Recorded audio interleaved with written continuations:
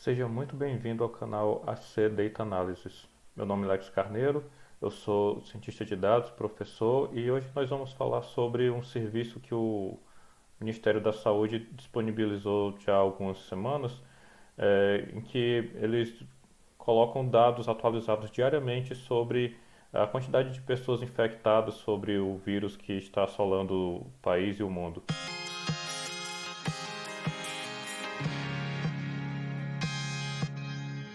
Aqui nós vamos fazer uma análise em cima tanto do site como dos dados que são apresentados e o que mais que poderia ser feito em cima desse site, em cima dos dados que estão apresentados. Então vamos lá fazer nossa avaliação em cima desse material. Aqui nós temos o site, né? Esse é o site oficial do governo, do Ministério da Saúde. E, como falei, todos os dados são atualizados diariamente. A última atualização foi feita às 18 horas do dia 7 de abril. Nessa atualização, né, havia um total de 3.717 casos confirmados, um total de 667 óbitos e, fazendo essa proporção, né, nós temos aí uma letalidade de 4,9%. Essa o primeiro ponto desse site. Esses dados eles são referentes à última atualização, né? Então a gente só tem como visualizar assim, imediatamente os casos confirmados, óbitos e a letalidade para os últimos dados. Uma coisa interessante seria poder, por exemplo, já ver dados anteriores mais específicos, né? Então, se eu quisesse ver na última semana ou alguma coisa do tipo. Mas não está disponível, então vamos seguir para os próximos dados que estão colocados aqui. Então, aqui temos um mapa do Brasil, né, com os pontos que correspondem às ocorrências de pessoas contaminadas em cada um dos estados. A intensidade do ponto, quer dizer, o quão opaco esse ponto é no gráfico, é o que vai nos dar a informação da quantidade de pessoas naquele estado. Então, aqui em São Paulo, nós temos a maior opacidade do ponto, né? Então, que tem a maior quantidade de casos, 5.682 casos. Né? Esses são casos confirmados, não são óbitos. Pegando um outro estado, aqui no Mato Grosso do Sul nós temos 80 casos. Né? Já percebemos aqui que o ponto é bem menos opaco. Em outros estados aqui, como Ceará, 1.051 casos, Piauí com 28, Tocantins 17, assim por diante. Né? Então, aqui tem também uma informação interessante, porque é localizada no espaço, né? Então existe uma segmentação geográfica dos dados. Porém, o que acontece? Né? A gente também tem o mesmo dos dados anteriores. A gente não consegue ver o passado, só a última atualização. Então aqui tem alguma coisa interessante, divisão geográfica, né? Diferente daqui da primeira informação que é mais global. Mas ainda assim não temos o fator temporal aqui, né, para enxergarmos a evolução dos dados em cada um dos estados.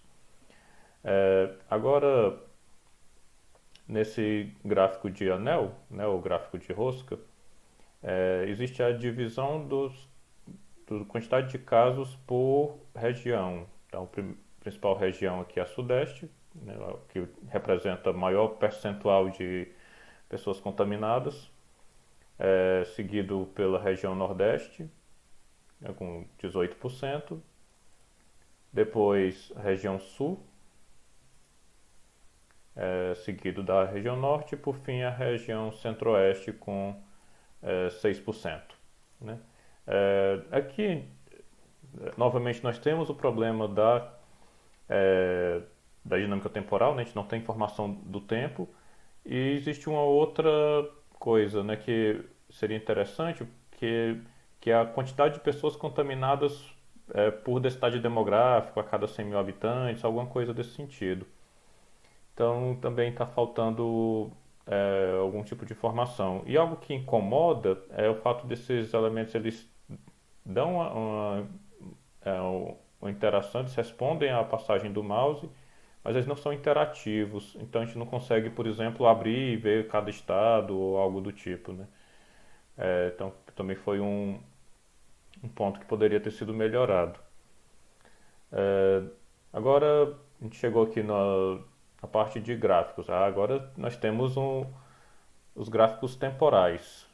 Desde o começo das contaminações, né, em 26 de fevereiro, com uma contaminação. Engraçado que às vezes some a contaminação, né, como se ou a pessoa morreu ou se curou e aí houve outra pessoa contaminada. Então isso aqui tá estranho, né? Que teve um pequeno pico, né, em 15 de março. Não, perdão. Aqui são os novos casos. Então são quantidade de pessoas, novas pessoas contaminadas em cada dia. Então quem, quem tinha percebido antes, não se incomode com o meu erro. Então aqui nós temos uma pessoa que foi contaminada, depois zero, zero, uma, enfim. Então aqui a gente observa a quantidade de novos casos confirmados por dia.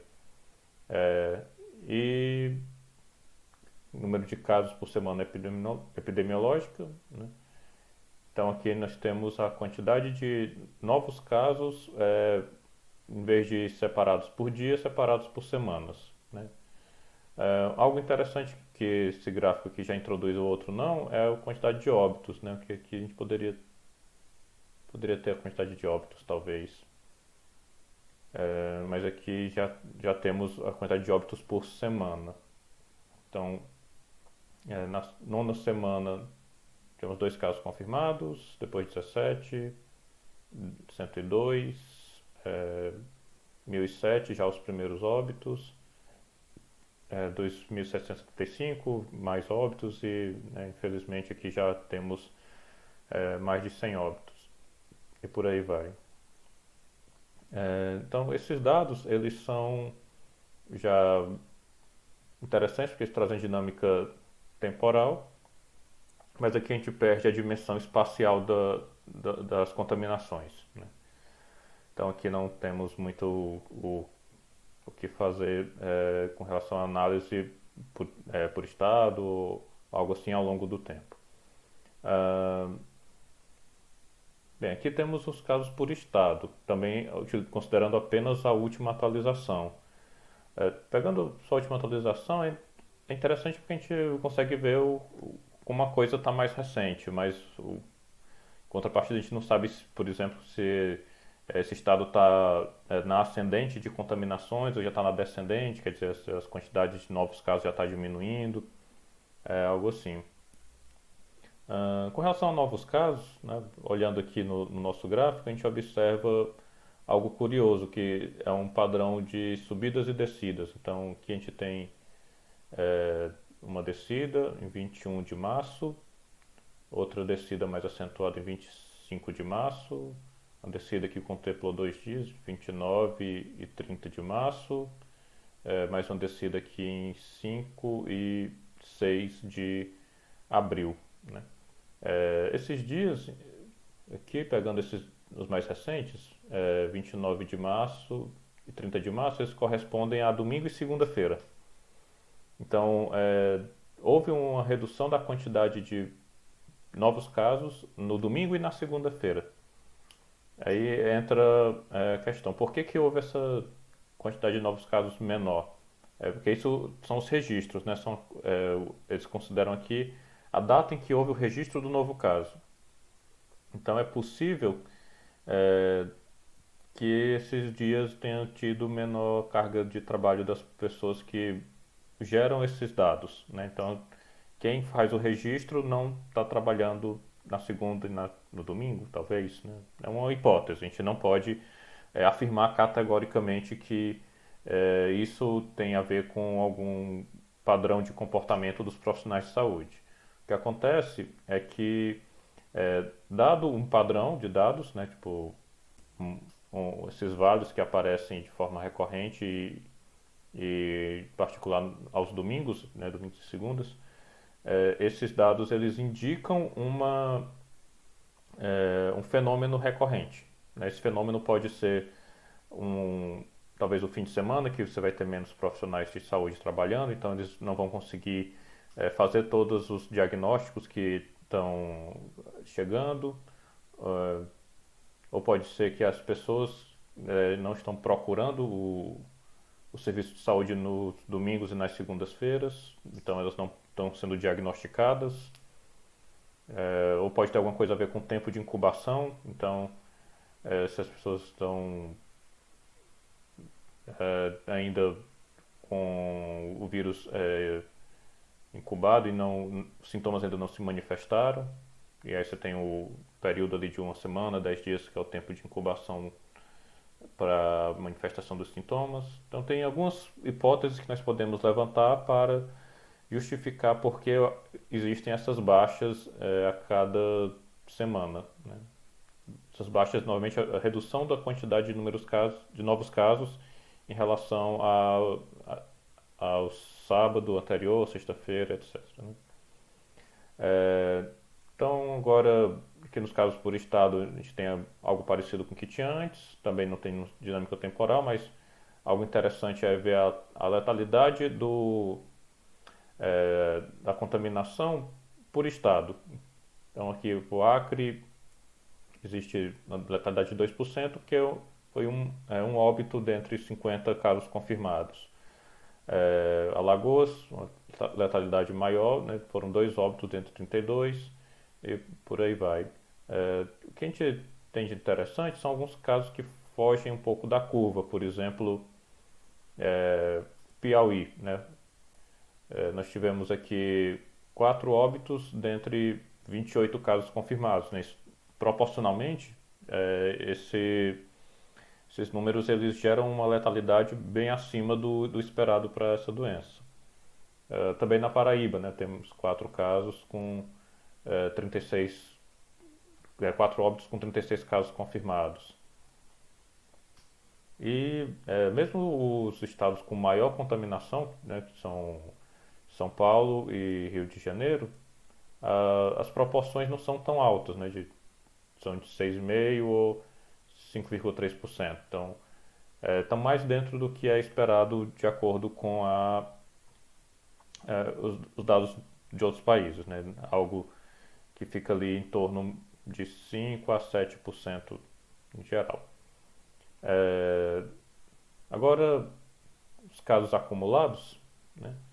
Nós temos aqui um gráfico que, fazendo uma analogia ao que a gente estuda lá em cálculo integral, nos cursos de ciências exatas, seria a integral do gráfico de novos casos por dia. Né? Ou os novos casos por dia corresponde à derivada do gráfico de casos acumulados, né? Lembrando do conceito de diferenciação e integração que a gente estuda, né, em cálculo. Uma coisa interessante é que a gente observa padrões de subida mais acentuados, né, ou menos acentuados ao longo do tempo. Aqui até talvez esse ponto, 13 de março ou 15 de março, a nossa curva está praticamente horizontal, quer dizer, a gente quase não tem novos casos. E ela começa a subir com um pouco mais de intensidade aqui a partir de 19, 21 de março. E tem um ponto aqui que mostra um joelho mais ou menos da curva, né, que foi o dia 30 de março.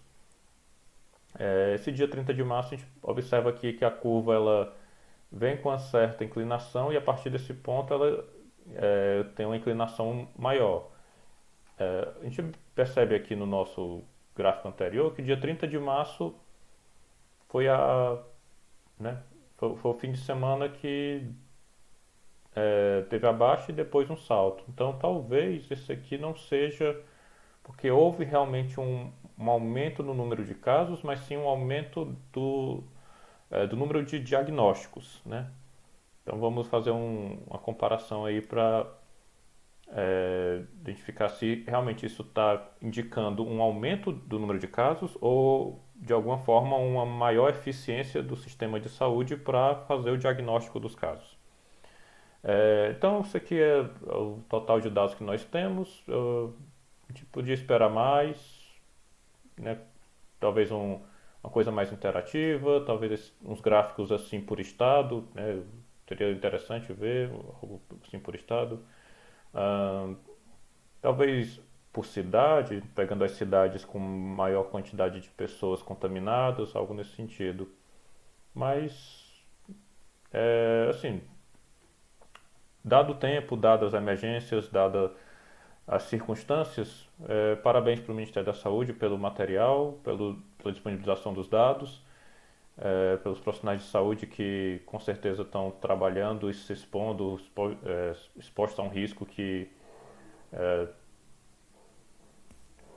traz problemas não só para a própria saúde, mas para a saúde dos familiares, né? Então, vamos parabenizar e reconhecer os esforços tanto dos profissionais que estão atuando, como também dos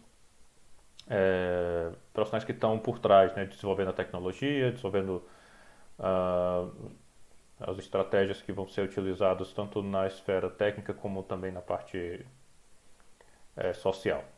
Então, obrigado pela atenção de todos e nos vemos no próximo vídeo.